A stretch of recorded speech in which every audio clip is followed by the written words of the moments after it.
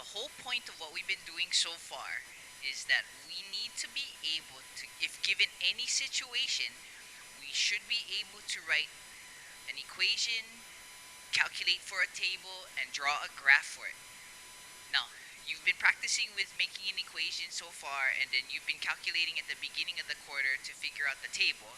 So all we have left to do is figure out how to make the graph. Okay, now, every year, students tell us they know how to do it, but yet when we look at the assessment, it doesn't look nice. So, we'll just go through it again just in case. For those of you that think you know how, even though you do, just follow along, okay? Let's see. This situation that you see in front of you was on the sheet that you were doing. You came up with the table and all the all the numbers were all over the place. So what I want you to do first, let's go with Gilberto. You are going to make a table for Gilberto. We'll do the other two, Alana and Leanne, next. But for Gilberto, you're going to make a table from 0 to 10 seconds. Okay? From 0 to 10 seconds. Got it? Okay, now that you have your table, we're going to graph the table that you have for Gilberto. This is what you should have. Okay, the x column is the seconds, and then the y column is the distance that they travel. Gilberto. Yeah, so after 3 seconds, he went 6 meters. After 7 seconds, he went 14 meters. Okay, now we need to graph this. Okay, so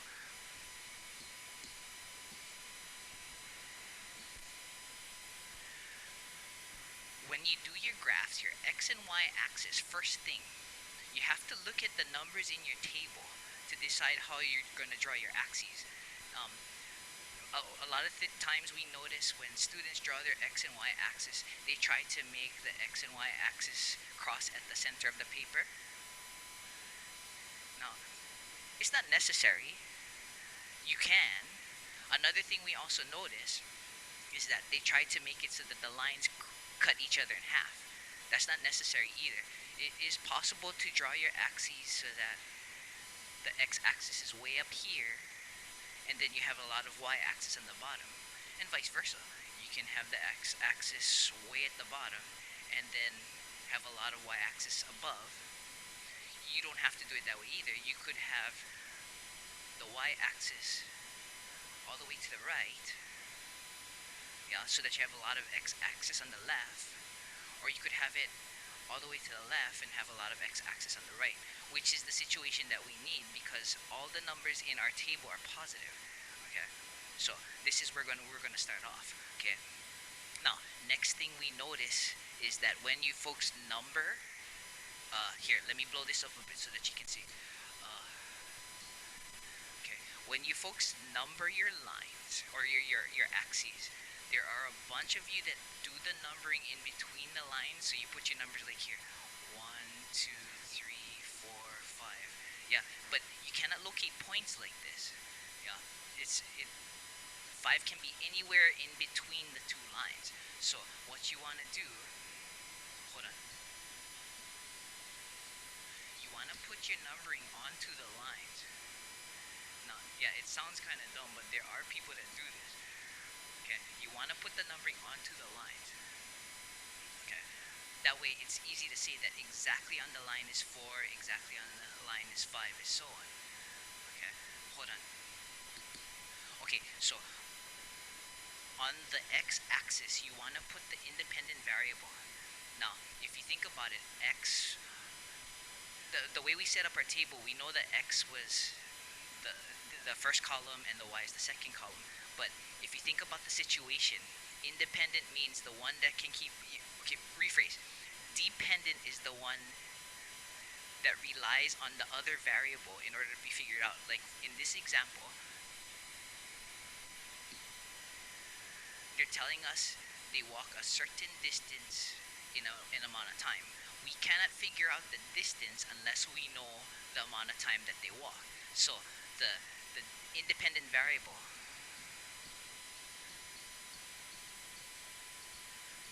is the time, and then the dependent variable is the distance. Yeah, so we cannot figure out the distance unless we know the time. So when you do your graph, independent always goes on the x-axis. We put the time here on the bottom,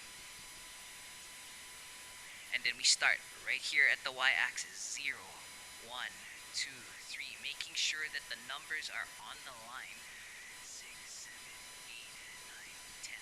Okay, time, the units, we need the units, is in seconds.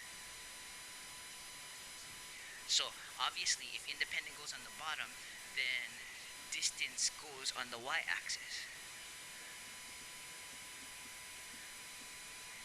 And this is in meters.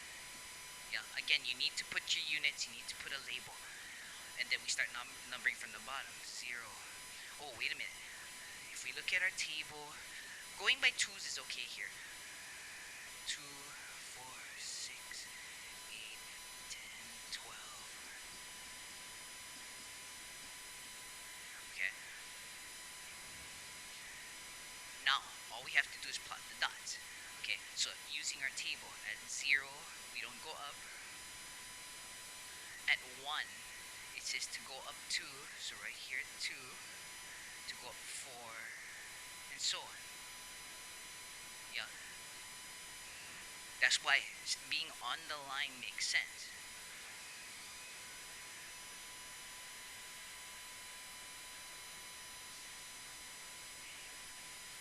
The only question now is, do we connect the dots? It does matter.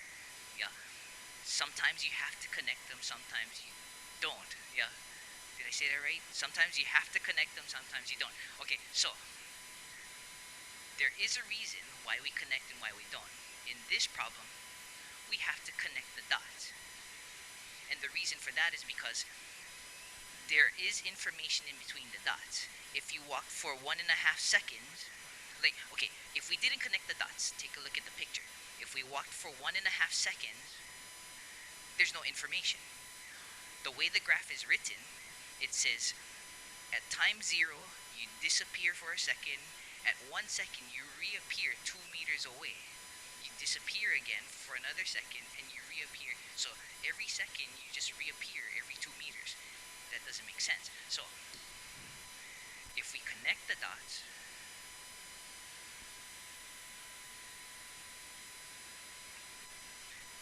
this means there's constant motion all the way through the time that you're walking. Okay. Obviously, people speed up and slow down, but the assumption is we're going at a constant speed.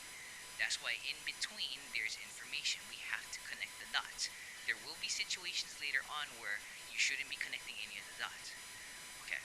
Now, you still need to graph Alana and Leanne. That's the last thing that you have to be aware of. When you graph them, you're going to graph them onto the same set of axes, in which case you're going to either use a different shape, like for example, since these are dots, we can use triangles. Oh, sorry. Triangles.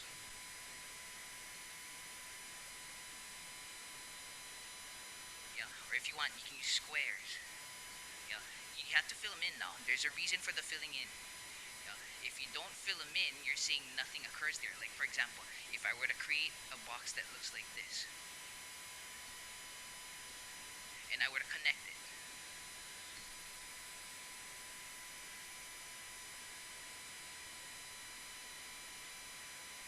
yeah, so it looks like there's information between, but this is the total opposite of what you were seeing. You're walking, then all of a sudden at 1 second you disappear just momentarily, and then you reappear and you continue walking. That's what this is saying. Yeah, so whenever you graph more than one graph onto the axes, you make it so that you can tell which person is which, and then on the side you write a key. One for Gilberto, sorry. One for Gilberto, one for Leanne, one for Alana, and then you just say this one is the dot, this one is the square, this one is the triangle. Or if you use different colors, then that'd be fine too. Okay, so go graph the other two.